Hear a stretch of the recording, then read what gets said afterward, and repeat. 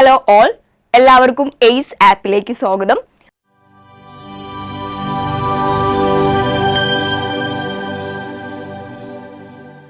യൂറോപ്യന്മാരുടെ സംഭാവനകളിൽ ഏറ്റവും ഇമ്പോർട്ടന്റ് ആയിട്ടുള്ള ഒരു ഏരിയയാണ് അവരുടെ, അതായത് പ്രത്യേകിച്ച് ക്രിസ്ത്യൻ മിഷണറിമാരുടെ പ്രവർത്തനങ്ങൾ.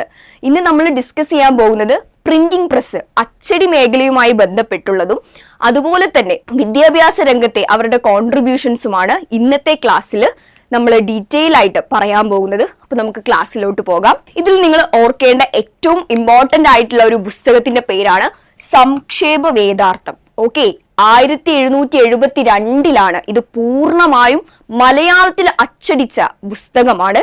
അപ്പോൾ ഇത് ഇമ്പോർട്ടന്റ് ആണ്. സംക്ഷേപ വേദാർത്ഥമാണ് ആദ്യമായിട്ട് മലയാളത്തിൽ അച്ചടിച്ച പുസ്തകം. ഇത് റോമിലാണ് പ്രസിദ്ധീകരിച്ചിട്ടുള്ളത്. അപ്പൊ പ്രസിദ്ധീകരിച്ച ആളുടെ പേരാണ് Clement Pianius. Okay, Clement Pianius. ഈ ഒരു ഫോട്ടോ നിങ്ങൾക്ക് കാണുമ്പോൾ കൂടുതൽ ഇത് നിങ്ങളുടെ മെമ്മറിയിൽ നിൽക്കും. അപ്പോൾ ഇത് ഓർത്ത് വെക്കണം. ഈ ഒരു പുസ്തകത്തിന്റെ ഫ്രണ്ട് പേജ് നിങ്ങൾ ഇപ്പോൾ തന്നെ മൈൻഡിലോട്ട് ഓർത്തു വെച്ചോളൂ. മലയാളത്തിൽ അച്ചടിച്ച ഒന്നാമത്തെ പുസ്തകം സംക്ഷേപ വേദാർത്ഥം, ഫാദർ ക്ലെമന്റ് പിയാനിയസ്. ഓക്കെ, അപ്പൊ അത് ക്ലിയർ ആയിട്ടുണ്ടെന്ന് വിചാരിക്കുന്നു. ഇനി നമ്മൾ ഇമ്പോർട്ടന്റ് ആയിട്ടുള്ള ഒരു 3 കൺഫ്യൂസ്ഡ് ഫാക്ട്സ് ആണ് ഡിസ്കസ് ചെയ്യാൻ പോകുന്നത്. അപ്പൊ അതിൽ ഒന്നാമത്തെ എന്ന് പറയുന്നത് Arnos Pathiri prepared the first Malayalam dictionary.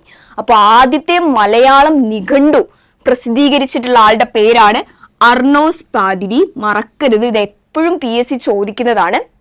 അതുപോലെ തന്നെ മലയാളം ഗ്രാമർ, വ്യാകരണ ഗ്രന്ഥം, മലയാളത്തിലെ ആദ്യ വ്യാകരണ ഗ്രന്ഥം തയ്യാറാക്കിയിട്ടുള്ളത് ആഞ്ചലോസ് ഫ്രാൻസിസ് ആണ്. അതും ഇമ്പോർട്ടന്റ് ആണ്, ആഞ്ചലോസ് ഫ്രാൻസിസ്. അതുപോലെ തന്നെ 1846 ബെഞ്ചമിൻ ബെയ്ലിയാണ് prepared the English Malayalam dictionary. അപ്പൊ ആദ്യത്തെ ഇംഗ്ലീഷ് മലയാളം ഡിക്ഷണറി പ്രസിദ്ധീകരിച്ചിട്ടുള്ളത് ആരാണ്? ബെഞ്ചമിൻ ബെയ്ലിയാണ്. ഓക്കെ, ഇതും ഇമ്പോർട്ടന്റ് ആണ്. അപ്പൊ അർണോസ് പാതിരി മറക്കരുത്. അതുപോലെ തന്നെ ആഞ്ചലോസ് ഫ്രാൻസിസ്, ആദ്യത്തെ മലയാള വ്യാകരണ പുസ്തകം തയ്യാറാക്കിയത് ആഞ്ചലോസ് ഫ്രാൻസിസ് ആണ്. അതുപോലെ തന്നെ ബെഞ്ചമിൻ ബെയ്ലി ഇംഗ്ലീഷ് മലയാളം ഡിക്ഷണറിയും പ്രസിദ്ധീകരിച്ചു. ഓക്കെ, ഈ ഒരു കാര്യങ്ങൾ നിങ്ങൾ ഓർത്തു വെക്കണം. ഹെർമൻ ഗുണ്ടർട്ട് ഏറ്റവും ഇമ്പോർട്ടന്റ് ആയിട്ടുള്ള ഒരു പേഴ്സണാലിറ്റിയാണ് ഈ ഒരു ടോപ്പിക്കിൽ. അപ്പൊ ഹെർമൻ ഗുണ്ടർട്ട് ആണ് ആദ്യത്തെ കോംപ്രിഹെൻസീവ് മലയാളം ഇംഗ്ലീഷ് ഡിക്ഷണറി. അപ്പൊ ആദ്യത്തെ മലയാളം ഇംഗ്ലീഷ് ഡിക്ഷണറി പ്രസിദ്ധീകരിച്ചിട്ടുള്ളത് ആരാണ്? ഹെർമൻ ഗുണ്ടർട്ട് ആണ്. ഈ ഇയർ ഒന്ന് നിങ്ങൾ ഓർത്തു വെക്കണം. 1872 മലയാളം ഇംഗ്ലീഷ് ഡിക്ഷണറി ആദ്യമായിട്ട് ഇറക്കിയത് ഹെർമൻ ഗുണ്ടർട്ട്. അതുപോലെ തന്നെ ഹെർമൻ ഗുണ്ടർട്ടിന്റെ ഇമ്പോർട്ടന്റ് ആയിട്ടുള്ള മറ്റൊരു കാര്യമാണ് 1847 ആദ്യത്തെ മലയാളം ന്യൂസ് പേപ്പേഴ്സ് പബ്ലിഷ് ചെയ്തിട്ടുള്ളതും ഹെർമൻ ഗുണ്ടർട്ടാണ്. അപ്പൊ അതിന്റെ പേരുകൾ നിങ്ങൾ ഓർത്തു വെക്കണം. രാജ്യസമാചാരം, അതുപോലെ തന്നെ പശ്ചിമോദയം. മറക്കരുത്, രാജ്യസമാചാരം, പശ്ചിമോദയം. ഈ 2 പേരുകൾ നിങ്ങൾ ഓർത്തു വെക്കണം. തലശ്ശേരിയിൽ വെച്ചിട്ടാണ് ഇത് പ്രസിദ്ധീകരിച്ചിട്ടുള്ളത് 1847. അപ്പൊ ഹെർമൻ ഗുണ്ടർട്ട് എന്ന് പറയുമ്പോൾ നിങ്ങളുടെ മൈൻഡിലോട്ട് വരേണ്ടത് മലയാളം ഇംഗ്ലീഷ് ഡിക്ഷണറി 1872. 1847 പബ്ലിഷ് ചെയ്തിട്ടുള്ള ന്യൂസ് പേപ്പേഴ്സ് ആയിട്ടുള്ള രാജ്യസമാചാരവും പശ്ചിമോദയവും തലശ്ശേരിയിൽ വെച്ചിട്ടാണ് ഇത് പബ്ലിഷ് ചെയ്തിട്ടുള്ളത്. ഇതാണ് ഹെർമൻ ഗുണ്ടർട്ടിന്റെ ഒരു ഫോട്ടോ. ഇനി ഈ ക്രിസ്ത്യൻ മിഷണറിമാരുടെ പ്രവർത്തന സ്ഥലങ്ങൾ എവിടെയാണ് ഇവർ കൂടുതലായിട്ട് ഫോക്കസ് ചെയ്തിട്ട് പ്രവർത്തനങ്ങൾ, വിദ്യാഭ്യാസ രംഗത്തായിക്കോട്ടെ അച്ചടി മേഖലയിലായിക്കോട്ടെ ഇത്തരം ഏരിയകളിൽ ഇവരുടെ പ്രവർത്തനങ്ങൾ നടത്തിയ സ്ഥലങ്ങളാണ് ഇനി നമ്മൾ പറയാൻ പോകുന്നത്. ഇത് SCERTയിലെ ബോക്സിൽ കൊടുത്തിട്ടുള്ള കാര്യമാണ്. അപ്പോൾ ഇത് നിങ്ങൾ ഇമ്പോർട്ടൻ്റ് ആയിട്ട് പഠിച്ചു വെക്കണം. ഇപ്പോൾ തന്നെ പഠിച്ചു വെച്ചോ. London mission society. അപ്പോൾ ലണ്ടൻ മിഷൻ സൊസൈറ്റി എവിടെയാണ്? ട്രാവൻകൂർ, തിരുവനന്തപുരത്താണ് പ്രവർത്തിച്ചിട്ടുള്ളത് കൂടുതലായിട്ട്. അതുപോലെ തന്നെ ചേർച്ച് മിഷൻ സൊസൈറ്റി, നമ്മൾ നേരത്തെ ഡിസ്കസ് ചെയ്തിട്ടുള്ള ബെഞ്ചമിൻ ബെയ്ലി ചേർച്ച് മിഷൻ സൊസൈറ്റിന്റെ ഭാഗമായിരുന്നു. അതും ഓർത്തു വെച്ചോ. ചേർച്ച് മിഷൻ സൊസൈറ്റിനെ നമ്മൾ വിളിക്കുന്നത് CMS ആണ് അതിന്റെ ഷോർട്ട് ഫോം. അപ്പൊ കൊച്ചി ട്രാവൻകൂർ ഏരിയയിലാണ് ചേർച്ച് മിഷൻ സൊസൈറ്റി. അതുപോലെ തന്നെ ബേസൽ ഇവാഞ്ചലിക്കൽ മിഷൻ, BEM നമ്മൾ കേട്ടിട്ടുണ്ട്. BEM സ്കൂൾസ് ഒക്കെ നമ്മൾ കേട്ടിട്ടില്ലേ?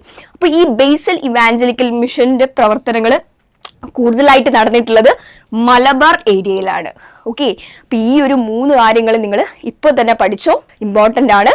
ഇനി അടുത്തത് വിദ്യാഭ്യാസ രംഗത്ത് പ്രവർത്തനങ്ങൾ നമുക്ക് നോക്കാം. അപ്പൊ 1817 ചർച്ച് മിഷൻ സൊസൈറ്റി കേരളത്തിലെ ആദ്യത്തെ കോളേജ് ആയിട്ടുള്ള CMS കോളേജ് കോട്ടയം, ഇപ്പോഴും നിലനിൽക്കുന്ന ഒരു കോളേജാണ് CMS കോളേജ് കോട്ടയത്തുള്ള.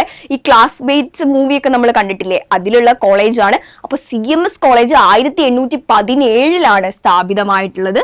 കോട്ടയത്ത് CMS മിഷന്റെ ഭാഗമായിട്ടാണ് ഈ ഒരു കോളേജ് സ്ഥാപിച്ചിട്ടുള്ളത്. ഇതിപ്പോ തന്നെ പഠിച്ചു വെച്ചോ. അതുപോലെ തന്നെ 1841 ആദ്യത്തെ ഇംഗ്ലീഷ് സ്കൂൾ കണ്ണൂരിൽ സ്ഥാപിച്ചു. ബേസിൽ ഇവാഞ്ചലിക്കൽ മിഷനാണ് ഇത് സ്ഥാപിച്ചത്. അതുപോലെ തന്നെ 1817 വളരെ ഇമ്പോർട്ടന്റ് ആയിട്ടുള്ള ഒരു കാര്യമാണ്. 1817 ഗൗരി പാർവതിബായി സൗജന്യവും നിർബന്ധിതവുമായ വിദ്യാഭ്യാസം ഉറപ്പാക്കുന്ന ഒരു ഉത്തരവ്, ഒരു പ്രൊക്ലമേഷൻ പുറപ്പെടുവിച്ചു. ഇതും ഇമ്പോർട്ടന്റ് ആണ്, ഇത് ഓർത്തു വെച്ചോ. ഗൗരി പാർവതിബായാണ് 1817 എല്ലാവർക്കും വിദ്യാഭ്യാസം ഉറപ്പാക്കുന്ന ഒരു ഉത്തരവ് പുറപ്പെടുവിച്ചത്. അതുപോലെ തന്നെ 1862 ബ്രണ്ണൻ സ്കൂള്, തലശ്ശേരിയിൽ ബ്രണ്ണൻ സ്കൂള് സ്ഥാപിതമായത്. പിന്നീട് 1890 ഈ ബ്രണ്ണൻ സ്കൂൾ ഇന്ന് കാണുന്ന ബ്രണ്ണൻ കോളേജായി മാറി. അപ്പൊ 1866 മഹാരാജാസ് കോളേജ്, തിരുവനന്തപുരത്തുള്ള മഹാരാജാസ് കോളേജ് സ്ഥാപിച്ചിട്ടുള്ളത്. അതിപ്പോ യൂണിവേഴ്സിറ്റി കോളേജ് ആയിട്ട് മാറിയിട്ടുണ്ട്, അത് നിങ്ങൾ ഓർത്ത് വെക്കണം. അതുപോലെ തന്നെ 1875 ഫേമസ് ആയിട്ടുള്ള എറണാകുളത്തെ മഹാരാജാസ് കോളേജ് സ്ഥാപിക്കപ്പെട്ടിട്ടുള്ളത്. അതുപോലെ തന്നെ പാലക്കാടുള്ള വിക്ടോറിയ കോളേജ് 1888 ഈ ക്രിസ്ത്യൻ മിഷണറീസ് ആണ് സ്ഥാപിച്ചിട്ടുള്ളത്. അപ്പൊ ഇത്രയും കാര്യങ്ങൾ നിങ്ങളൊന്ന് ഓർത്ത് വെക്കണം. ഇനി നമുക്ക് പ്രീവിയസ് ഇയർ ക്വസ്റ്റ്യൻസിലോട്ട് പോകാം. ഈ ഒരു ഏരിയയിൽ നിന്ന് ക്രിസ്ത്യൻ മിഷണറിമാരുടെ പ്രവർത്തനങ്ങളും കോൺട്രിബ്യൂഷനും ഈ ഒരു ഏരിയയിൽ നിന്ന് ചോദിച്ചിട്ടുള്ള കുറച്ച് ക്വസ്റ്റ്യൻസ് നമുക്ക് നോക്കാം. അപ്പൊ ആദ്യത്തെ ചോദ്യം, രാജ്യസമാചാരം എന്ന പത്രം ആരംഭിച്ചത് ആരാണ്? നമ്മളത് ഡിസ്കസ് ചെയ്തതാണ്. അതിന്റെ ആൻസർ ഹെർമൻ ഗുണ്ടർട്ട് ആണ്. ഓക്കെ, രണ്ടാമത്തെ ചോദ്യം നോക്കാം. Hermann Gundert belong to which missionary movement? അപ്പൊ ഹെർമൻ ഗുണ്ടർട്ട് ഏത് മിഷണറിയുമായിട്ട് ബന്ധപ്പെട്ടതാണെന്നാണ് ചോദ്യം.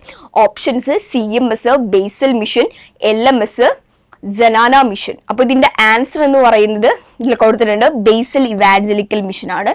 മലബാർ ഏരിയയിലാണ് ഇവരുടെ പ്രവർത്തനങ്ങൾ നടന്നിട്ടുള്ളത്. നമ്മൾ നേരത്തെ ഡിസ്കസ് ചെയ്തതാണ്, ഇത് ഇമ്പോർട്ടന്റ് ആണ്, മറക്കരുത്. അടുത്ത ചോദ്യം, ആദ്യമായി മലയാളം നിഘണ്ടു സമാഹരിച്ച് തയ്യാറാക്കിയത് ആരാണ്? അപ്പൊ മലയാളം നിഘണ്ടു ഞാൻ പറഞ്ഞു കോംപ്രിഹെൻസീവ് ആയിട്ട് സമാഹരിച്ചിട്ട് കൃത്യമായിട്ട് തയ്യാറാക്കിയത് ആരാണ്? മലയാളം നിഘണ്ടു. ഓപ്ഷൻസ് നോക്കാം. Doctor Angelos Francis, Sreekanteswaram Padmanabha Pillai, Vallathol Narayana Menon, Hermann Gundert. അപ്പൊ ഇതിന്റെ ആൻസർ ഹെർമൻ ഗുണ്ടർട്ട് ആണ്. ആഞ്ചലോസ് ഫ്രാൻസിസ് എന്താണ്?